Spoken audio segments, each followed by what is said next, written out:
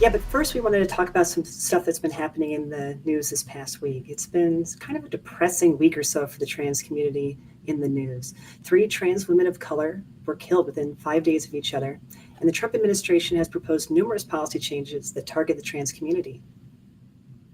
We're going to talk about all of that tonight because we think it's really important that we cover it.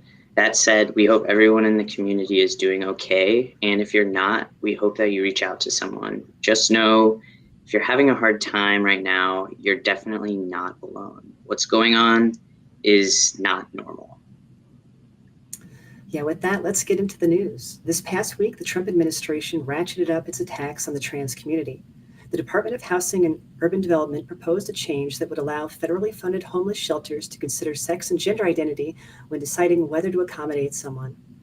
The proposed changes come a day after HUD Secretary Ben Carson assured lawmakers at a House hearing that he had no plans to alter the 2012 Equal Access Rule. Listen to this clip here. And can you assure this committee that you will not make that HUD does not have any current or future plans to eliminate the equal access rule in rulemaking? I'm not going to say what we will do in the future about anything. We don't know what we're going to do in the future. Are you currently anticipating doing that? I'm not currently anticipating changing the rule. According to the U.S. Transgender Survey, nearly 1 in 3 transgender adults will experience homelessness in their lifetime, and 1 in 8 were homeless in the last year. Friday, the Department of Health and Human Services announced plans to roll back the Obama-era rule that protects transgender people from discrimination in healthcare. The rule expanded the Affordable Care Act's definition of sex discrimination to include gender identity. The Trump administration's proposed change would make it easier for doctors, hospitals, and insurance companies to deny care or coverage to transgender patients. To paint a picture for you, imagine you're hemorrhaging blood. You call 911, EMTs show up, and then they realize you're transgender. They refer to you as it and mock you instead of helping you. Imagine you're seriously injured in a car accident. Ambulance workers arrive, and when they realize you're trans, they outright refuse to treat you, mock you, and you die. Or imagine getting a cancer diagnosis and going to 20 separate doctors, each one refusing to treat you because you're transgender. The thing is, these are not made-up scenarios. All of these are actual stories. All of these actually happened. One was a trans woman in Michigan, another was a trans woman in Washington, D.C., and the other was a trans man from Georgia. And we heard about these stories from our friend Sam Dillon Finch. He's an editor for the website Healthline. He had some really powerful tweets about this, and we're going to link to the entire thread in the video description. And one of the points he made was that when we say that these protections are a matter of life and death, we really literally mean that. These protections that the Trump administration wants to roll back, they also protect women who have had abortions. There will be a 60-day comment period, and we're in that now. So if you would like to make your voice heard, you can do so by going to protecttranshealth.org. We'll put a link to that in the video description as well. The ACLU has pledged to sue should the change be implemented, and 16 healthcare groups and doctors have already filed lawsuits. All this comes as 3 transgender women of color were killed within 5 days of each other this month. The victims include 21-year-old Claire Legato from Cleveland, 23-year-old Malaysia Booker from Dallas, and 40-year-old Michelle Washington from Philadelphia.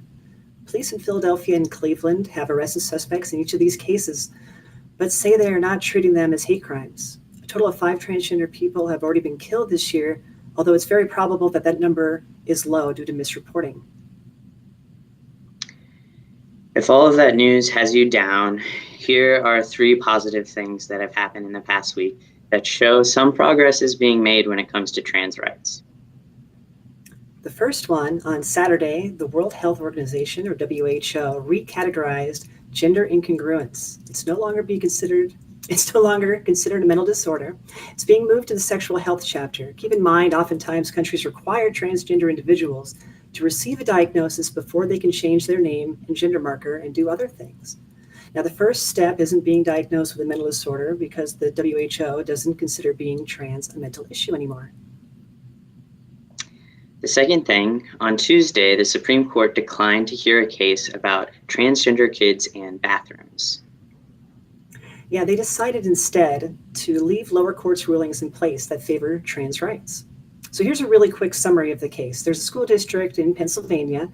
They believe that students should have the right to use the bathroom and locker room at the facilities that match their gender identity. They do require that students talk to a guidance counselor first. Well, what happened is a group of students in this school district sued because they said that their right to privacy was being violated because of this policy. Lower court declined to issue a preliminary injunction blocking the policy, and now the Supreme Court has declined to hear the case as well. So trans kids in that school district can continue to use the bathrooms that correspond with their gender identity. I always knew I was different. I didn't know that there was a term for the type of person that I was. And finally, last Thursday, the shaving company Gillette released this ad featuring a trans man named Samson being taught how to shave by his father. And of course, shaving for the first time can be such a huge rite of passage for many men. And what's really great about this ad is that it's so raw and it just so beautifully captures this moment between father and son. So kudos to Gillette and congrats, Samson. When we checked this morning, the ad had been viewed 1.3 million times, had nearly 4,000 comments and more than 9,000 reshares.